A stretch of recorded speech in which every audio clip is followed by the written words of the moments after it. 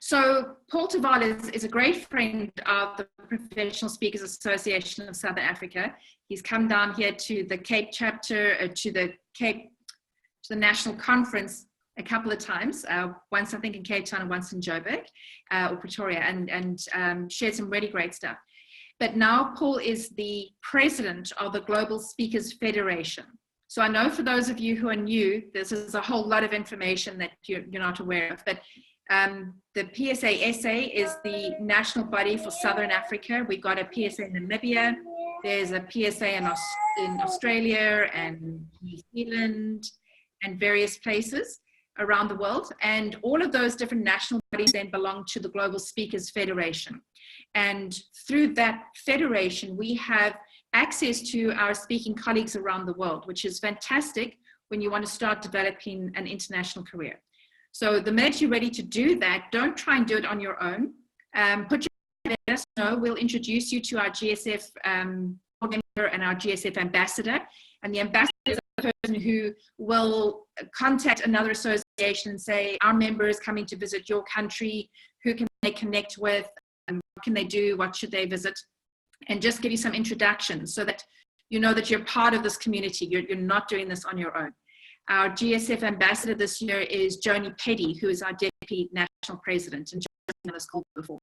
So GSF is a really important body for our speaking community, and we've had a couple of past GSF presidents in recent times, and we're delighted that Paul can join us today. I've loved listening to Paul, and we have a lot of connections between PSA Southern Africa and people in the Dutch Association. One of our members here is ter Wal, who is a member of PSA Holland. So we have some crossover as well. So Paul, thank you. I'm going to just hand over to you to take it from here. Thank you very much, Charlotte. Lovely to be with you. I think it's my second time in the virtual room. I did it this year, I think in April. And then I was in the middle in Irindi and speaking from Irindi to you all. So it's now from the Netherlands. And we still play that silly game that we change summer and winter time. And nobody knows what the time zone everywhere else is in this kind of months. We only know it's getting cold and very dark at this moment. So yeah, what I want to talk with you about, and we can do Q&A. So if you have a question, please step up and ask your question, because otherwise it's just me talking. I speak on core values and on engagement, not on employee engagement, but I help speakers and companies to have a much more profitable life and career. And I don't focus on financial profitability, because for me, being happy, being in a good state of mind is far more important than having a lot of money. So my program is called Happiness Makes Money. And I work from a scientific proven model that is created by two Dutch professors, Arnold Bakker and Wilma Schauffele. They built that system about 20 years ago, and we're still researching what it means to be more profitable from knowing your core values. And that's what I would love to talk with you about. For me, the most important thing in my life is to exactly know what my non-negotiables are. Non-negotiables is that stomach feeling that you can't negotiate about. It's there. We know now from research that part of our brains is still left in our stomach. That's why when we are in love, we feel it over there. When we're sad, we feel it in our stomach. So a lot of our instinct brains is connected with our tummy. And the thing is that the same is for our core values, that the deep drive that we all have, that feeling that you think, oh my goodness, this is really me. And I love to talk with you and answer your questions about it, because research done by Gallup and by other companies as well prove that if you know your core values and you really know what you stand for, that it will help you to be more happy in your life and you will be more successful. So for many years we thought that if you work hard, you will be successful, you will get more money, and you will be happy. And nowadays we know it's different. You need to be happy first, knowing who you are and what you want to be. Then you work hard, you will be successful, and the money will come in time or not, because I don't care about money. I travel around the world and I don't care whether I earn much money or not. I just want to have fun. Now, that's one of my core values, one of my negotiables.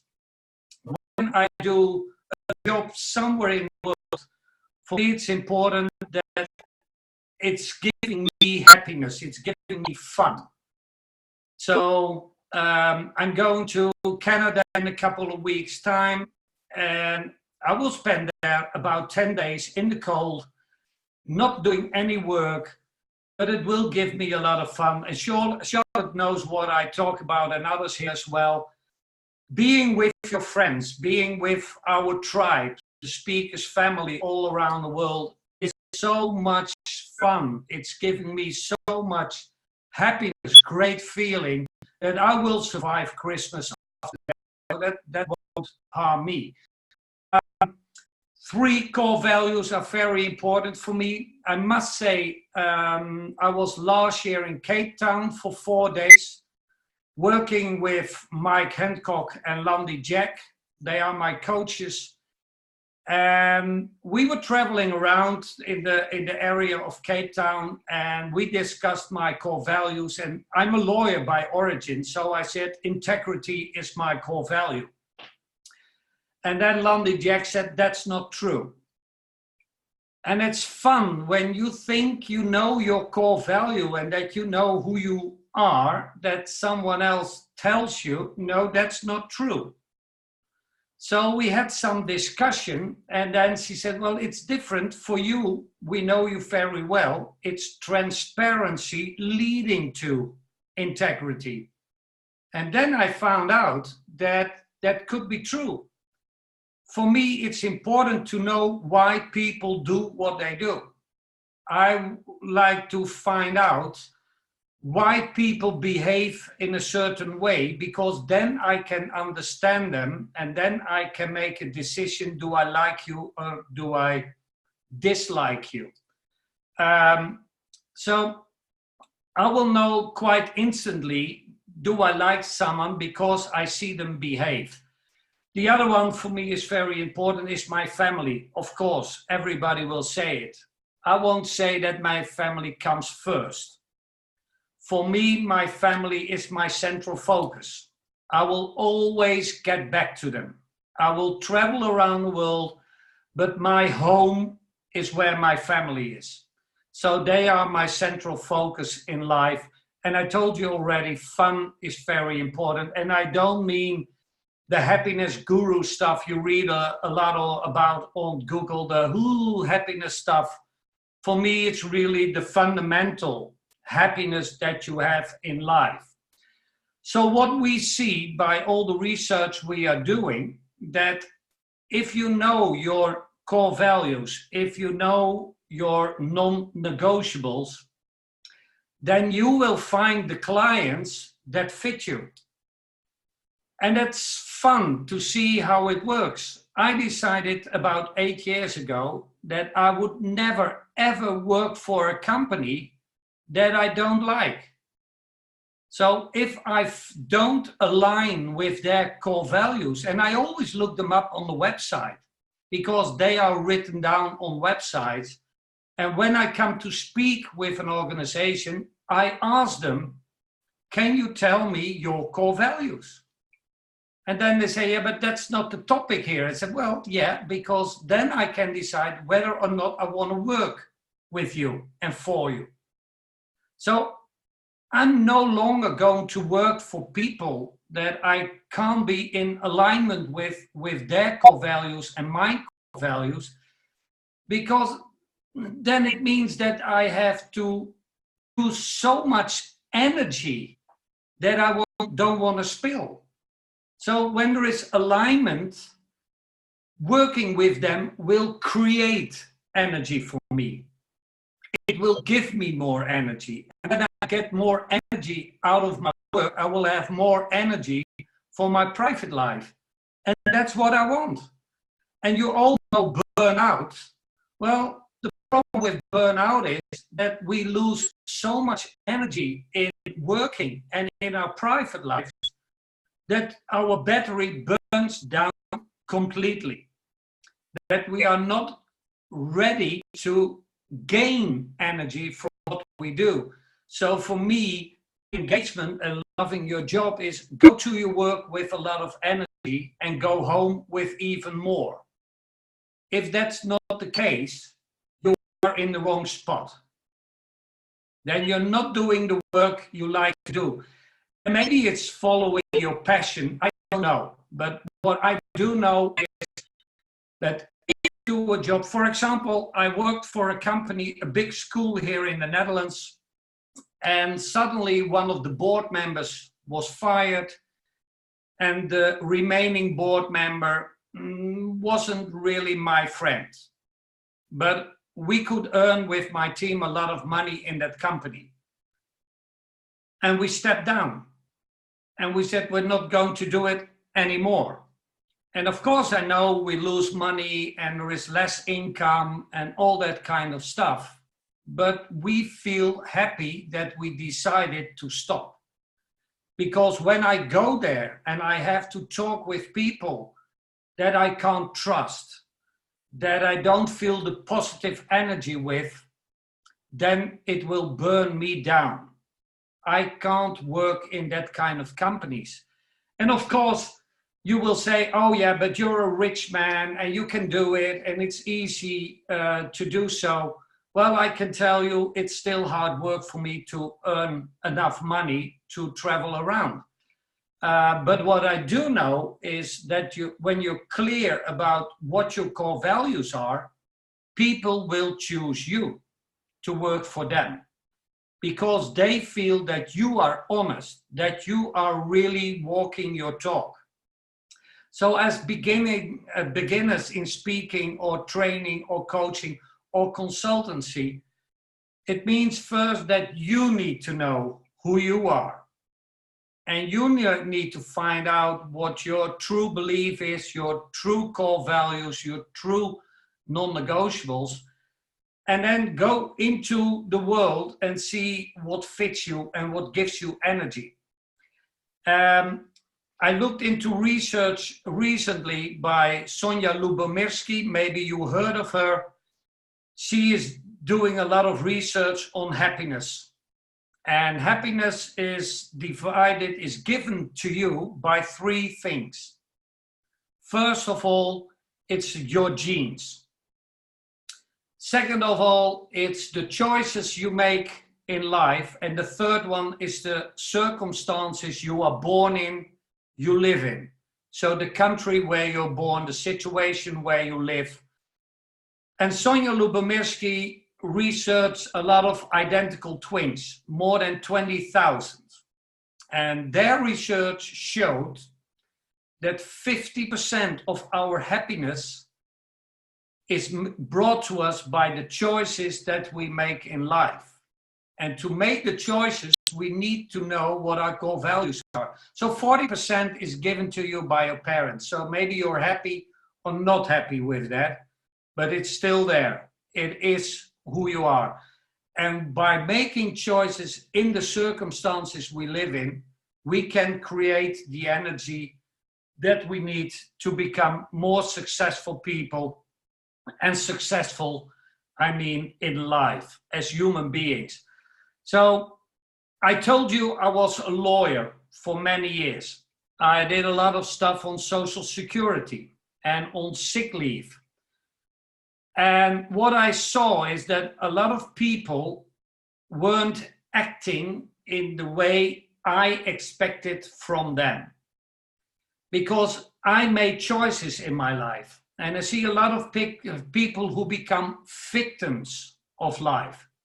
And I'm not blaming them, because most of the time it's something that happened to them and they are in that situation.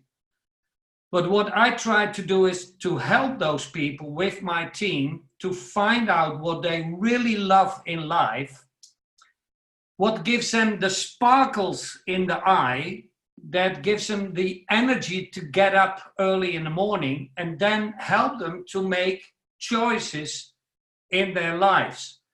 So, of course, you can have an illness, you can get an accident, whatever.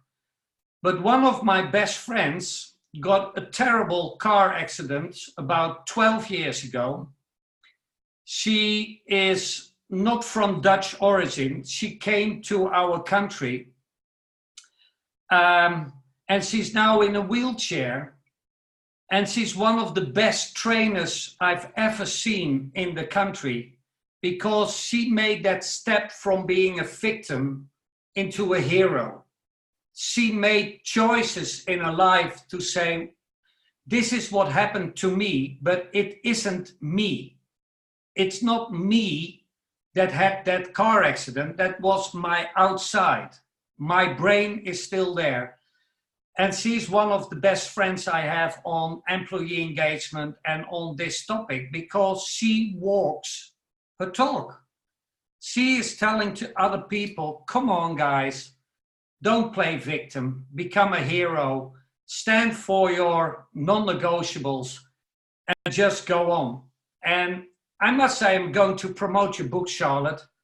I read Charlotte's book recently and I love the book, because there were so much items in it that I could connect to the story I'm telling, that I thought, we are going to need this book in Dutch, in French, in German, in all the languages, because we need to find that chemical issue, that sparkle in your eyes, that fire in your eyes to move on, to go on. And my belief is that we all have it. It's all there. Maybe we don't know where to find it anymore. So whether you're 20 or 15 or 61 like me, we can still create new items in our life. We can still work on what we want to do. Thank you, Granny. The point is, it's not about what happens. It's all about who you are. So take a deep breath and really look at what your core values are. Is it easy to find them? No way. It's like I told you, Landy Jack convinced me, and it was a lot of hard work to convince me that I had a different core value than I thought. But we just renamed it. And I can tell you, when I was visiting Cape Town, we went to a lion sanctuary. You will know the name, it's close to Cape Town.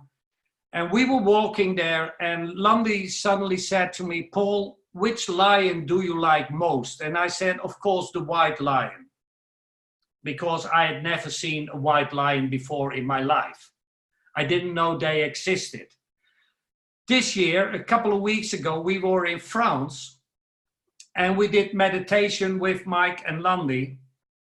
And long story short, I was walking down the stairs. And afterwards, Landy asked me, Paul, who were you with? Who was walking next to you? And I suddenly knew that it was the white lion. And I saw it in my meditation, in my mind. And I'm really quite blue, as you understand. As a lawyer, I'm quite rational, but I saw a white lion, and I came into a big room, and the room was 100% made out of glass, transparency. And then you see suddenly that when you're really working on your core value and you start believing in your core values, that that it's really that fire inside that is driving you, that it will help you to go through your life and to be the best human being you can be. Because I don't believe in employees or human resources or whatever. I only believe in human beings. So for me, human beings is all inclusive. Everybody is part. But you need to know what is really inside you that gives you that light, that gives you that fire, and that will help you. And if you work on it, I promise you, you will feel differently when you really know what your core values are. And when you are really in alignment, living with them in alignment, with the companies you work for, with your family, your friends. Maybe you will lose some people because you're not in alignment with them, but you knew that already. You were just fixed to them. So that's what I think is important for us as speakers, because what we do is when we, or trainers or coaches or whatever, we are the ones who are making a message. And when I'm on stage and I do the value to profit talk I do, I must feel that I'm giving the audience a message that's not written down by other people, but it's really my story. It's the story I make, the story I lived through, and that I'm aligned with the story. And then people can say, well, this is not the content we're looking for, but they still believe you. And they will give you the best referral you will ever get, and you will have other clients, maybe better clients. But on stage, you need to be the real you. So my advice to every speaker is be true to yourself, really believe who you are, get on stage, send your fire, and be the best you can be. That's what I wanted to tell you.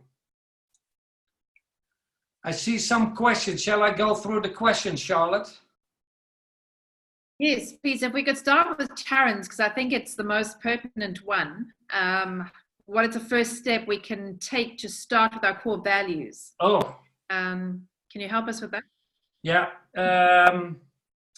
I don't think there is a real program to do. I have some 7 or 8 steps. I will send some slides that I use to Charlotte, and she can share it with you all. But for me, the most important thing is to just write down every day 1 or 2 things you thought is typically you. And sometimes it's that you respond in an angry way to someone. I did last Saturday to one of my best friends who was making jokes the whole time about my loud voice. Well, I can whisper, but when I speak, this is my volume. I can't change it. And she was making fun of me in front of a group of people, and she didn't do it once, but 10 times on one day. Well, then I can tell you that you are not transparent anymore, and you touch my integrity, and I will tell you direct, because I'm Dutch, I will tell you front in your face what I think about what you're doing. Not who you are, but how you behave. Because I don't like that behavior.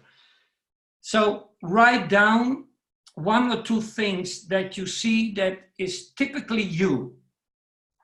And be honest.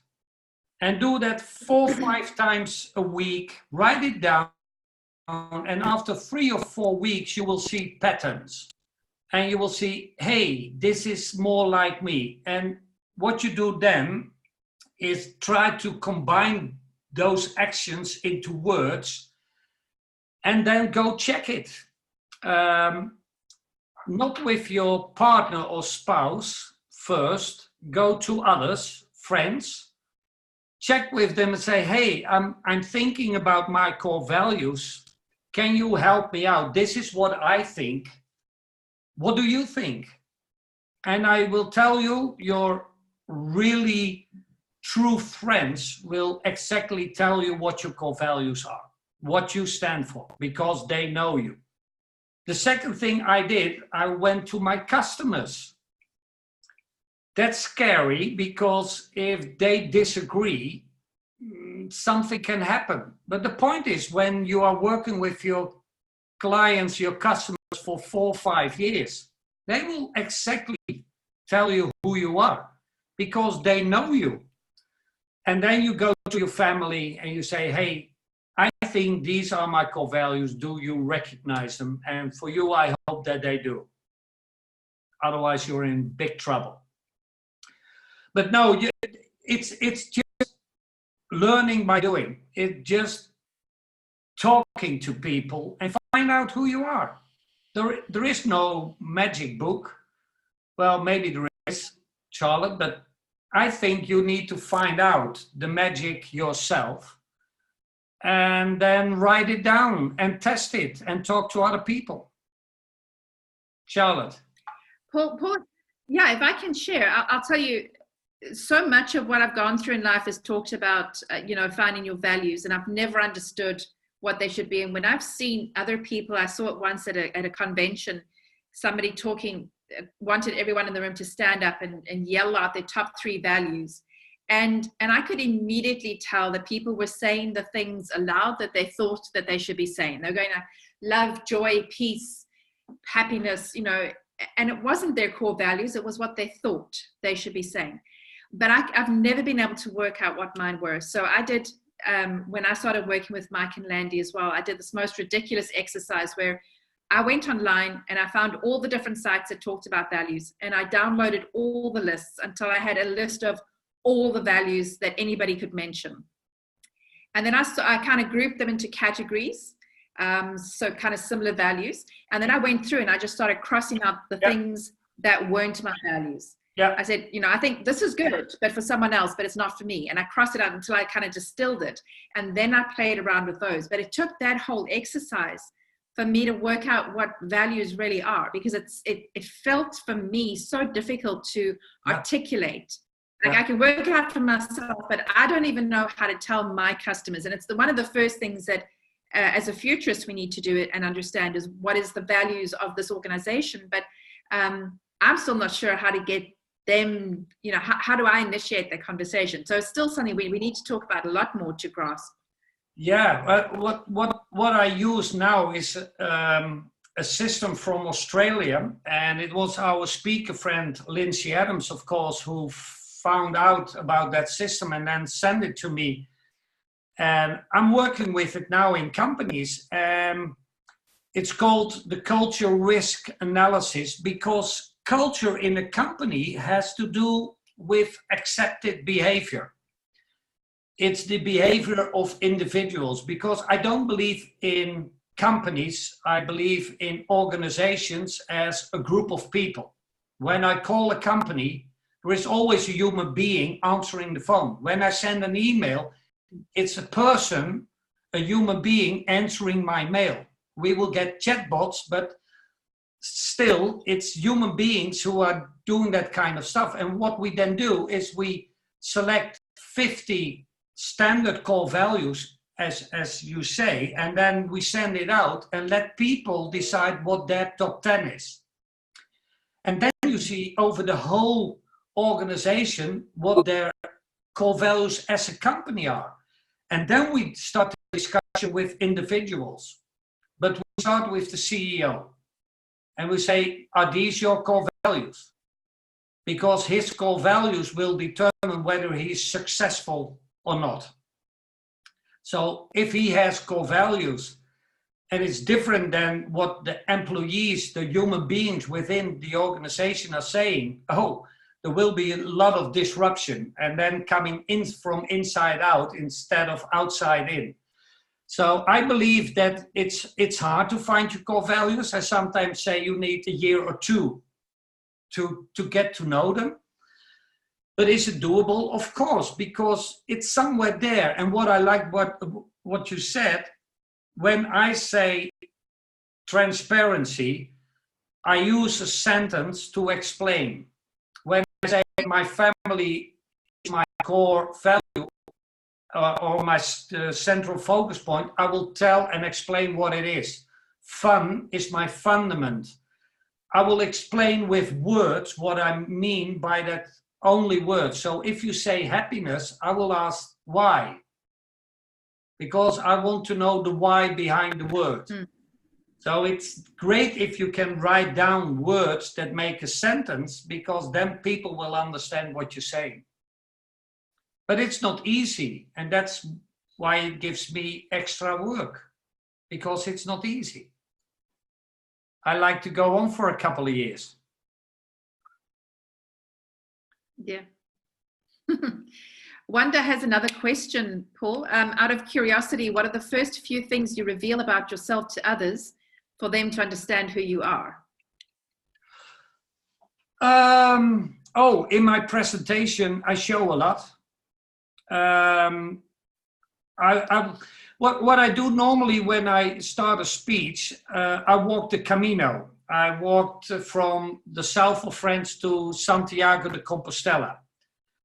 And for me, first of all, it was not a religious thing, but it was a spiritual thing. For me, it was important to find out how I can live my life without computers, without phones, and just enjoy being. And I tell that story, and then what happened to me, and that I had to go back because I ended up in the hospital. And people will find out in that story where I am in my life, that I want to be a good human being for others, that I want to be there to serve.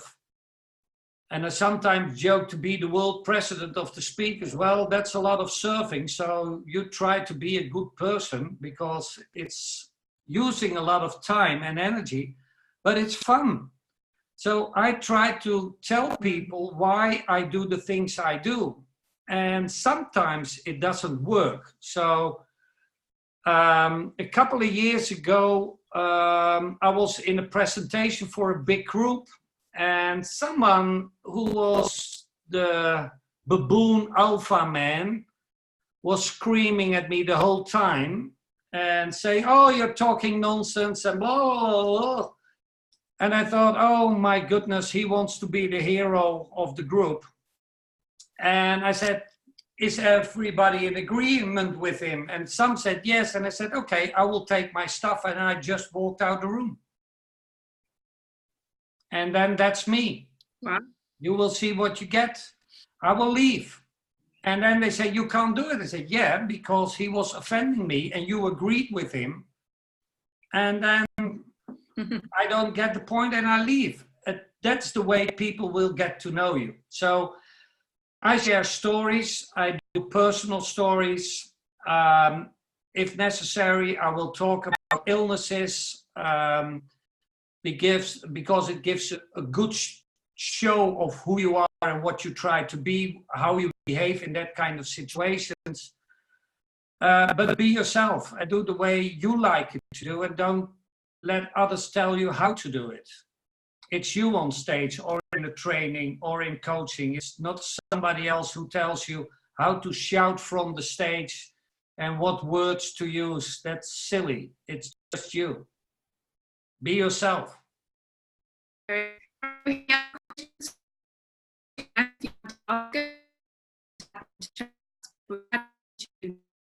can't hear these questions.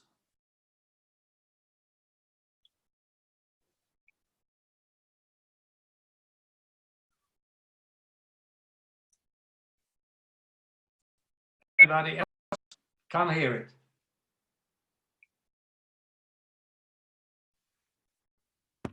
You've frozen, Charlotte. Yeah. Okay, Paul. Yeah, so Charlotte's obviously got bandwidth problems, so thank you very much. I just want to see if there's anything else. Any other questions about the federation or whatever? I'm here, so. Okay. Paul, maybe you can just share a little bit about what's happening next year in Swakopmund. Yeah, of course. And the expectations of that. Well, coming year we have the Global Speaker Summit. It's a 2 years event. And the association have to apply for it. And last year it was Namibia who did it and won by the great proposal. I'm part of the team, so I try to help and support them to organize it. PSASA has done it years ago, so you know what it is, or some of you will know.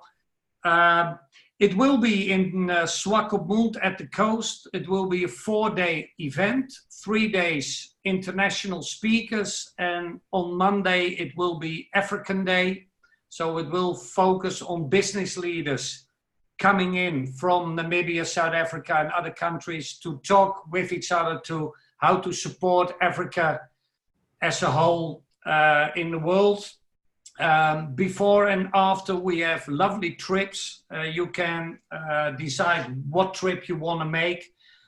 There will be 65 speakers on stage. Wow. We will have a lot of good main stage, but we will have even better breakout sessions.